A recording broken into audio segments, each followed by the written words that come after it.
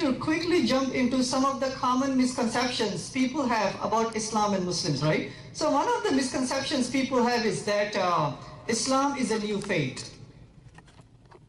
So if I'm going to ask you this question, when do you think, what century do you think Islam got started? What would you say based on your knowledge? 500, 600, 7th century, right? Do all of you agree about that time zone? By the way, what would you say? Wow, why would you say that? Did you see my slides? As you may be aware from the Old Testament, in the book of Genesis, where God has created Adam and Eve, right? So we have the same story in the Quran, by the way, in multiple places, chapter number 7, chapter number 2, and many chapters. So the Quran says that Adam and Eve, they were created by God, and God gave them the commandments that, obey, enjoy all the things that you have in paradise, but stay away from this one tree. Right? And then we know what happened, right? They got deceived and they made the very first mistake. But here is a slight difference from the Islamic story and the Quranic story, or the biblical story and the Quranic story. I mean, obviously, according to the Old Testament, according to the Bible, who made the very first mistake? He did, right? But according to the Quran, chapter number 7, it was both Adam and Eve who made the very first mistake. So equality in Islam starts from day one. It does, come on, yes.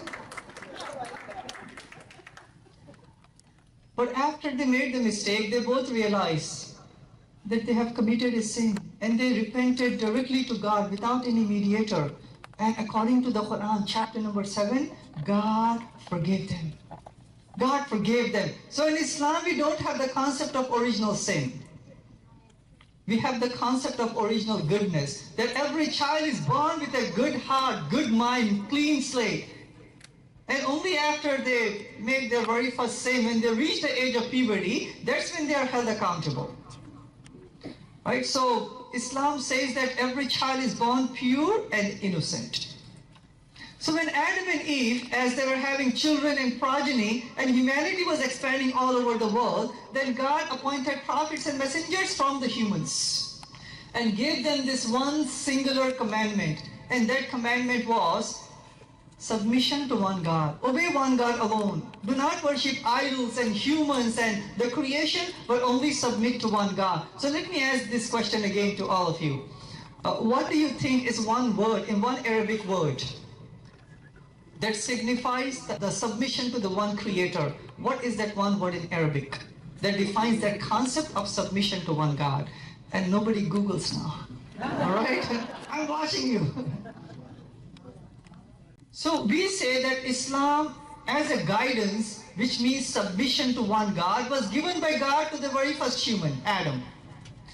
The same basic truth was later on given to other prophets and messengers, mainly Noah, Abraham, Moses, Jesus, Muhammad, peace be upon all of them, and many, many more prophets and messengers. So according to chapter 16 of the Quran, verse number 36, so I'm just giving you the translations now.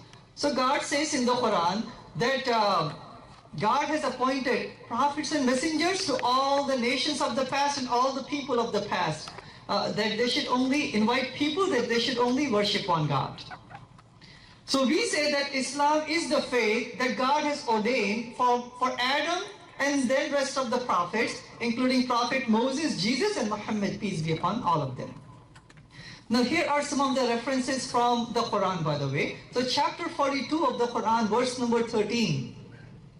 So in the Quran it says, chapter 42, verse number 13, that the same way of life given to you, Muhammad, is also given to Noah, Abraham, Moses, and Jesus. That they should only worship one God, means submission to one God, which is Islam. When it comes to Abraham, peace be upon him, it says in the Quran chapter 3, verse number 67, that Abraham was neither a Jew nor a Christian, but he was a Hanif, that means submitted to one God, and he was a Muslim. When it comes to Jesus, it says in the Quran chapter 3, verse number 51. So Jesus is quoted by God in the Quran, and then this is the quotation. Inna Allah Rabbi wa Rabbukum fa'budu haza siratam mustaqim. The translation is that verily Allah is my Lord and your Lord. Worship Him alone, and that is the right path. You may be wondering, Sabeel, why do you have these lines over here, right? There we go. All right. What happened all throughout history is people, they deviated from worshiping only one God and started to worship idols and humans and the sun, the moon. People gave up faith, right? So that's how we believe that different faiths got started. So God, by His guiding, loving, merciful nature, He appointed prophet after prophet to bring these people back again to submit to one God, to Islam. So that's, I think, the most important or the first misconceptions that some of you may have about Islam and Muslims. The second misconception, I don't have a slide for it, but let me ask you this question. What comes to your mind when you hear Muslims say the word Allah? What comes to your mind, sir? God, right? Does the God of the Muslims come to mind, by the way? Or just God comes to mind? God, right? So that's very important because some people, they have the notion that Muslims, when we say the word Allah, referring to God, they may think that we are worshipping a different God. That Allah is the name of a tribal God or God of the Muslims and God of the Arabs. But that's not the case, by the way, really important.